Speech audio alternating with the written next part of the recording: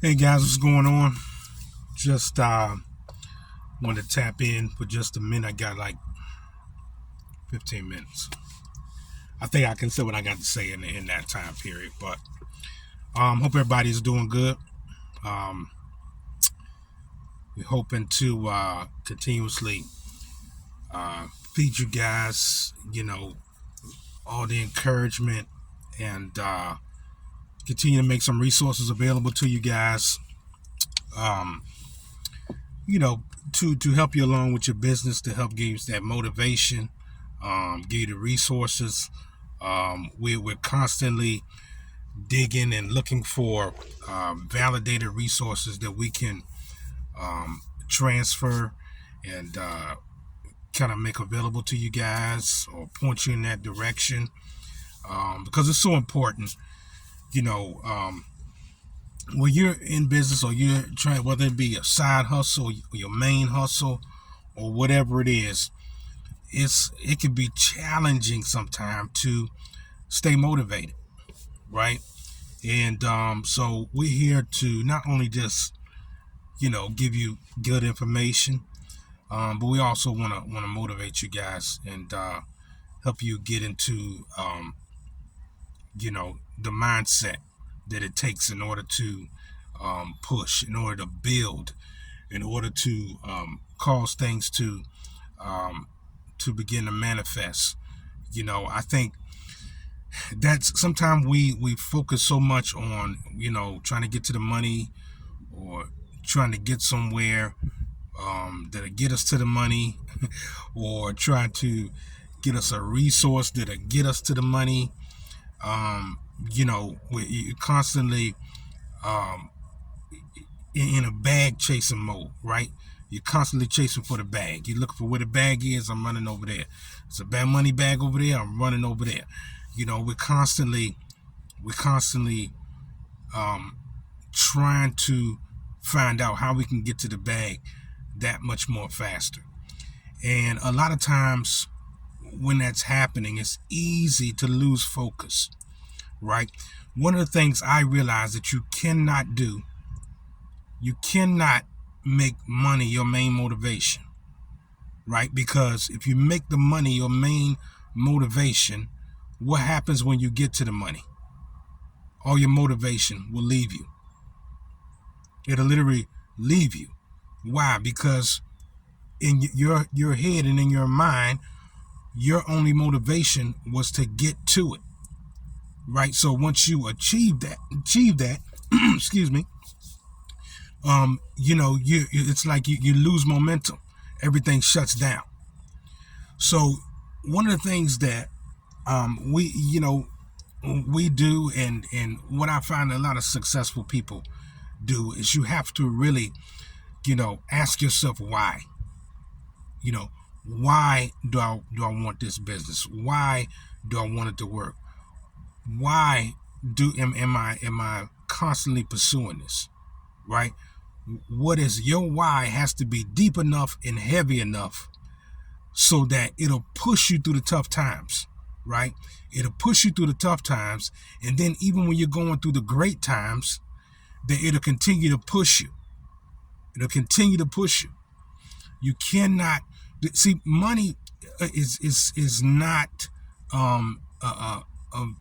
can't be the root source of your motivation. It just can't be. I hate to tell you, news flash, right? It has to be something bigger than that. It has to be something bigger than just getting to the money. Even if you're saying to yourself, for you, it is the money. I dare you to ask yourself, why is it the money? And if you ask yourself, why is it the money, and you really don't have a solid answer, what's gonna happen is eventually you'll get built up, and then you'll fall very hard. You'll fall hard because you were looking for money to be your satisfaction, right? One of the things for us, in our house, and we ask the kids these same questions, right? When they say they want to do something, we'll ask them why they want to do it. They come to understand now that we're not asking why to irritate them, frustrate them, anything like that, but we're asking them to get to the root. Like, what's the root reason? What's your real drive? What's the real motivation? Sometimes we think it's the money, but it's really not the money. We think it's the money, it's really not the money. Right? For us, one of the things that my wife and I, we really, when we ask ourselves these questions, when we start digging deep on the why, we got to the root. And the real root of what drives us to do what we do, to keep pushing, whether the money's flowing or whether money's stagnated or whether it looks like nothing's happening at all, we keep on pushing, because at the root level, we're after the freedom. We're after the freedom. It's not the money we after, it's after the freedom. Money is a tool. Money is a tool that can help you create the freedom that you want. But at the end of the day, it's the freedom that we're after. It's the freedom to be able to give like we want to give. Help people as much as we want to help people without having to worry about, hey, I can only give you this amount because I don't know how I'm going to get this done or how I'm going to get that done. Or we got to have the freedom. It's about being free to be able to move about this earth any way that we desire, right? It's getting to that point where we are totally free, where we're not under restraint, having to count coins, nickels, dollars, whatever it is, whether it be small dollars or big dollars, right? We don't have to sit around and try to, if we see somebody in need or we know somebody in need, we can't help. Oh, wait a minute, before I help you, wait a minute, let me see what I got. Let me see what I got going on. I don't know if I can. I don't know. Hey, no. It's about getting to the freedom so we can move. It's about getting to the freedom so we can do what we want to do every day. Do what we want to do in life. It's about being able to move from A to B to C to Z, right? Without even having to blink an eye, not even have to think about it, right? It's being able to bless other folks. Right, it's being able to build up this platform, so much so with so much resources, regardless of how much resources we have to put out. We don't have to even think about it. Right, just being able to move and operate in that measure of freedom, which is what we were designed to do, is to operate in high level freedom. Not low-level freedom where we bound by things, bound by taxes, bound by the systems of this world, bound by the systems of men, right? Can't move, can't operate, gotta count my coins before I, wait a minute, go to the store before I go do this. No, we're seeking to break all those chains. That's the motivation that keeps us pushing, whether we're experiencing a great heavy flow, or we seem to be traveling through a dry place, right? But our deepest motivation is to get to the freedom. It's to get free. It's not to stay chained up, not to stay bound, right? But in the process of getting to that place of freedom, you have to get your mindset right. You have to get your mindset right. My wife, Erica, put something on her page the other day. And it says something in reference to how life basically is deciding between the reality or choosing to go with what your thoughts are able to create. Right? And that's, and I'm kind of paraphrasing, but you can go back, you can go look on her page and see the post. But when I sat back and I thought about that, and I was telling her earlier today, I was like, I looked at one of your posts a couple of other days ago, and it really got me to thinking about how that is basically how life is. How you have to decide what you're going to embrace. You're going to embrace the reality that's in front of you, or you're going to embrace your thoughts, your thought process, your desires, right? Which one are you gonna do? Which one are you gonna choose? Because at the end of the day, you literally have that choice, right? Now, when we say reality, reality might be I'm having, all kinds of stuff going on right now, all kind of problems, or this happening, that happening, maybe, car breaking down, baby need money, baby need milk, baby, all this kind of stuff going on that seem to be pulling you away and distracting you, right? And it's pulling you away because it is realities. There are things that you have to take care of, right? Let's not paint a sense of a false reality. There are things that you may have to take care of, and I get it, but you can't let those things control you to the place where they shut down your mission. When you shut down why it is you're doing what you're looking to do, what you want to do. You can't let those things shut you down. You have to allow your thoughts to create a new reality. I'm going to say it again. You have to allow your thoughts to create the new reality, create the reality that you're looking for. Because as creators, which is what we are creators in the earth. We were born to create. We have the ability to create. We have that God power down on the inside of us to be able to produce, to be able to create, right? But we have to make sure that our mental is in place so that when other things are happening around us, that those things don't bring us down, shut us completely down. You have to get to the place where your thoughts, right, are so strong, are so powerful that despite what you're contending with, you still are able to push through. You're still able to create. You're still be able to manifest by pushing through because your thoughts, because your visions, the things you see that you want to do, the things that you've been meditating on, the things you've been seeing yourself being, doing, and having, those things are so strong and you're so consistent at that despite the reality that's going on in front of you, it won't stop you. You're still able to push through. You're still able to break through despite all that. Despite all that, you're still able to push through. You're able to break through. But the way that you're going to build up that side of you so that your thoughts override some of the negative reality that's trying to shut you down is that you have to spend time and moments in meditating and seeing yourself being, doing, and having what it is you desire, and see yourself being, doing, and having the very thing that brings you to that place of freedom.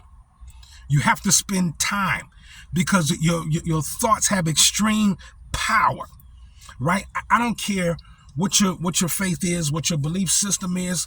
Just about every belief system in the world will tell you that your thoughts have power.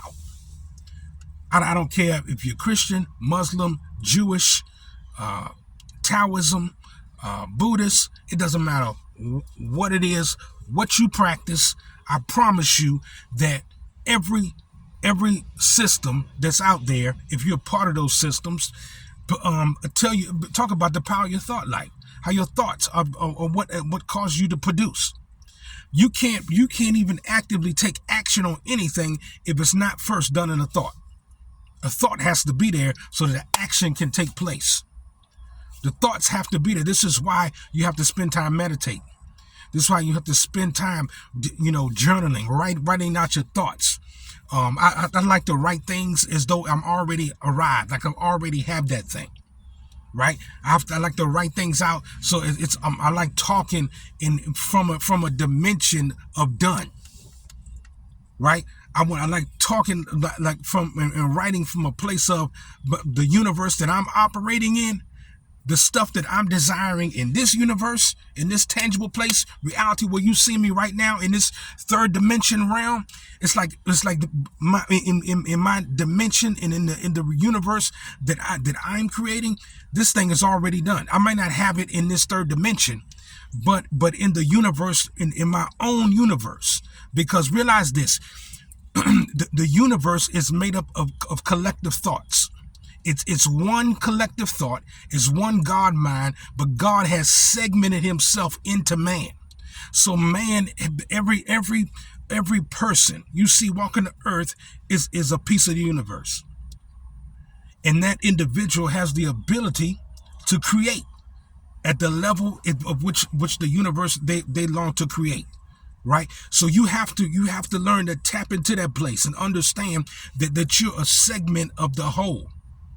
You are a microcosm of the macrocosm, right? You have to come to that realization.